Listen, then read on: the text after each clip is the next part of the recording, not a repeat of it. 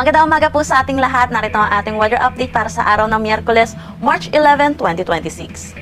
Patuloy nating minomonitor itong bagyo sa labas ng ating Philippine Area of Responsibility at ito'y tuluyan pa nag-intensify into a tropical storm category at may international name na Nuri. Ito'y huling namataan sa lang 1,290 kilometers east ng Eastern Visayas. May taglay na lakas na hangin na 65 kilometers per hour at pagbugso na umaabot ng 80 kilometers per hour. Mabagal itong kumikilos sa direksyon na southwest. Hindi naman natin inaasahan na ito'y papasok ng ating Philippine Area of Responsibility at magkakaroon ng direktang epekto sa anumang parte ng ating bansa. Pero yung trough or yung extension ng kaulapan netong bagyo ay inaasahan natin magdadala ng mga pag-ulan dito sa eastern section ng Mindanao. Samantala, yung northeast monsoon natin ay patuloy na nakakaapekto dito sa buong Luzon pati na rin dito sa may Visayas.